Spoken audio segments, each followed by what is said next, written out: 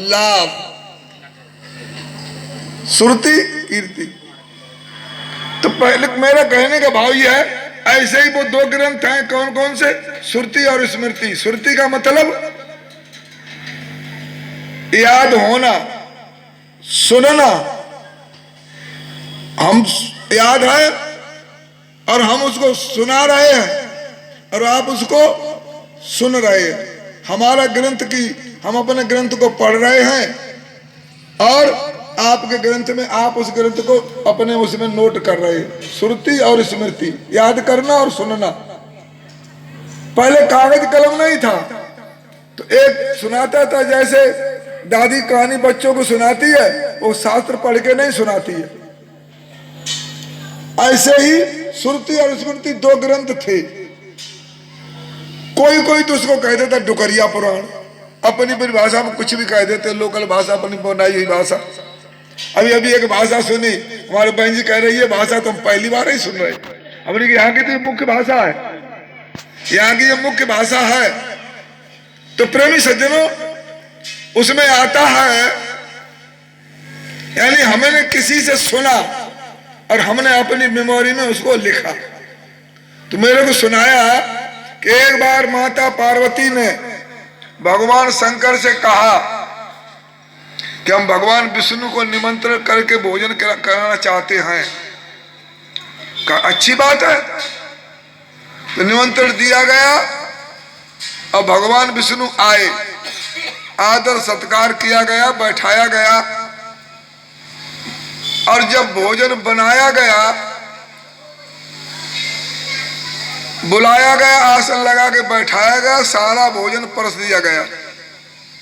आप कहेंगे एक एक बात में चार चार बात बताते कि आप तो जानते ही समय तो जल्दी जल्दी सूरज छुपने वाला है।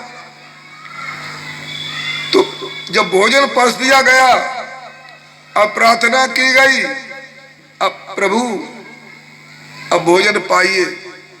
उन्होंने कहा सारा जब परस दोगे तो हम भोजन पाएंगे। तो देखा रसोई में जितने भी व्यंजन बनाए थे सब तो परस दिए। बोला प्रभु सब कुछ दे दिया है, अब कुछ बाकी नहीं है। परंतु उनको तो लीलाधारी है, उसको लीलाधारी कहा जाता है। उसने कहा नहीं नहीं अभी कुछ बाकी है। सब में दिखाया कि नहीं नहीं सब परस दिया, कुछ नहीं बाकी। उत्तर प्रदेश में घड़ा के ऊपर जो ढक्कन होता है, यहाँ ढक्कन को बोलते मुन्ना, जैसे डांट होती है तो उसको मुन्ना बोलते, कहीं डांट बोलते, कहीं ढक्कन बोलते, अपनी भी भाषा में अलग अलग। तो घड़ा के ऊपर जो ढक्कन रहता है मिट्टी का, उसको पारा बोलते हैं। हम तो उत्तर प्रदेश से ही सुनी हुई है, स्मृति ग्रंथ मेरे पास वहीं से मिला, जो श्रुति ग्रंथ में लिखा हुआ है। तो जब वो हाथ धोने के लिए गए, तब तक माता जी को खांसी आ गई और मुंह में बलगम आ गया। तो उन्होंने अब कहाँ जाए, धीरे से बिना आवाज किए हुए बाहर में चूल्हा से उस तरफ अलग में जहाँ राख थी, वहां पर उन्होंने उसको निकाल दिया और देखा ये दिखाई देगा तो बड़ा गंदगी देगा। तो वो पारा जो होता है, जो ढक्कन, उससे उन्होंने ढक दिया, किसी को पता नहीं चलेगा। परंतु वो तो घट घट में है। और दूसरी बात, वो सब कुछ जानता है। जैसे तीनों देवा एक ही सेवा, उनके अंदर में भी है और शंकर भगवान के अंदर भी है, ब्रह्मा जी के अंदर भी है, सबके अंदर में है। और जो परसने वाला उसके अंदर में भी है। जैसे अभी करंट जो है इस माइक में भी है, वो बल्ब में भी है और मशीन में भी है। तो जब एक का बंद होगा तो सबका बंद हो जाएगा, क्योंकि सबके अंदर करंट तो एक ही है। ऐसे ही जिस परम सत्ता की बात करते वो तो एक ही है।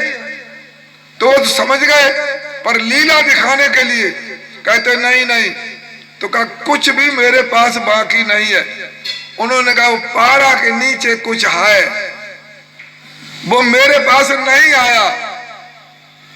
अब उन्होंने कहा अब तो मेरी बेइज्जती होने से अब तो बचने वाला कोई उपाय नहीं। बहुत बहाना किया, लेकिन बहाना चलेगा कैसे? उसके सामने बहाना नहीं चलेगा, और बहाना चल जाता तो लीला ही नहीं रची जाती। मजबूर हो गई, कह दिया तो हम भोजन नहीं पाएंगे, हम जा रहे उठ करके।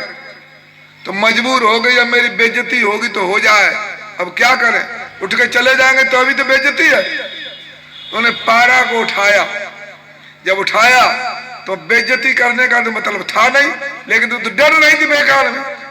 जैसे हम किसी प्रेमी को बोला, सुनो प्रेमी जी एक काम करो, नहीं महात्मा जी मेरे से नहीं होगा।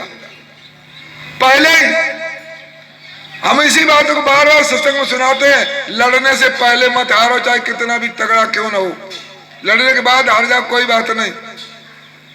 महाभारत में भी इसी को बताया कि दुर्योधन का जो प्राण बचाने वाला था, जब भीलों ने बांध दिया था तो जिस सिपाही ने आकर के पांडवों को बताई बात कि ऐसे ऐसे बांध दिया, धर्मराज युधिष्ठिर ने अर्जुन को भीम को भेजा। कहानी थोड़ी ज्यादा नहीं ले जाएंगे, सारा बता रहे। तो वो छुड़ा करके दुर्योधन को लाए, पर दुर्योधन ने कहा हम उनके एहसानमंद हो गए, इससे मेरा मरना ही अच्छा था। किसने सूचना दी? सिपाही ने कहा आपके प्राण जाने वाले थे, आप हमारे महाराज हैं, इसलिए हमने सूचना दी। तो कहा तेरे को मृत्यु दंड देंगे, पर मृत्यु दंड कैसे देंगे? तू क्षत्रिय है, तेरे को ऐसे नहीं मारेंगे, एक हथियार उठा ले और मेरे से युद्ध कर।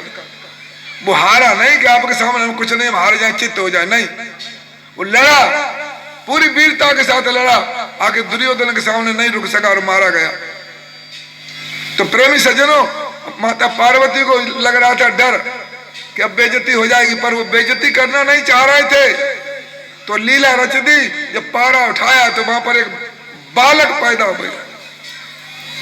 अब बालक पैदा हुआ तो वो तो खुश हो गई, अरे हमारी तो क्या कर रहे थे और यहाँ तो क्या लीला हो गई। तो कहा प्रभु ये बच्चा का नाम तो रख दो। तो उन्होंने कहा ये पारा से जब पैदा हुआ तो इसका नाम पारासर रख देते, उसका नाम रख दिया पारासर। आप लोग इन ग्रंथों में जो कागज पर लिखे गए इनमें सुना होगा। अब वो पारासर जो थे वो धीरे धीरे धीरे धीरे बड़े हुए, और बड़े होने के बाद अब वो तपस्या करने के लिए चले गए जंगल में। और जंगल में गए, कुछ खाना पीना भी ले गए। एक कुआं के पास बैठ करके अब अपना जो थैला था वो रख दिया, अब कुआं से पानी निकालने के लिए लोटा डाला, और लोटा जब निकालने को किया तो देखा लोटा खिंच नहीं रहा। तो नीचे देखा, आवाज लगाई, कुआं गहरा था कि कौन है? भूत है, प्रेत है, देवी है, देवता है, मनुष्य है, जीव जंतु कौन है? मेरा लोटा किसने पकड़ा?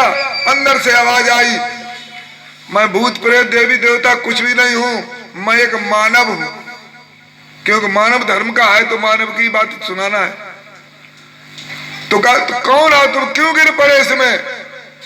कहा हम इसमें गिर गए। कौन हो? कहा मैं एक लड़की हूं और हमको निकाल लो।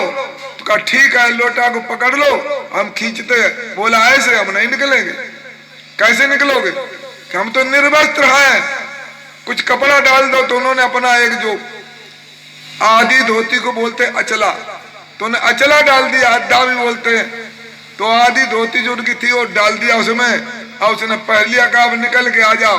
बोले नहीं नहीं, तुमने जब मेरे वस्त्र दिया है तो मेरे से शादी भी करनी पड़ेगी। वो कहते मेरे को चक्कर में डाल रही, हमें ऋषि है, हम जा रहे तपस्या करने के लिए, काम नहीं रोकते, लेकिन हम लोटा को छोड़ेंगे नहीं जब तक हमसे शादी नहीं करोगे। तो ठीक है, मजबूरी हो गई तो बोल दिया, शादी करने को तैयार हो गए, कहा अब निकल के आ जाओ। बोले नहीं नहीं, पहले शादी करो तब निकलेंगे बाद में। अरे तो शादी कैसे हो जाएगी, पहले निकलना होगा तब। बोले नहीं नहीं, पहले ही कर लो। तो कैसे होगी? तो उसने बताया इस कुआं के 7 राउंड लगा लो और 7 चक्कर लग जाएंगे, 7 फेरे पड़ जाएंगे। हिंदू परंपरा में 7 बार घूमना पड़ता है, 7 फेरा लगाए जाते हैं। और हमने देखा यूपी में जब शादी होने की जाती तो लड़का कुआं के 7 चक्कर लगाता। अभी था, अब तो कुआं ही नहीं रहे तो लगाएगा कहाँ? फिर घड़ा के लगाने लगा, फिर चापाकल के लगाने लगा। अब मेरे को पता नहीं कि 40 साल पहले क्या था और अब क्या हो रहा।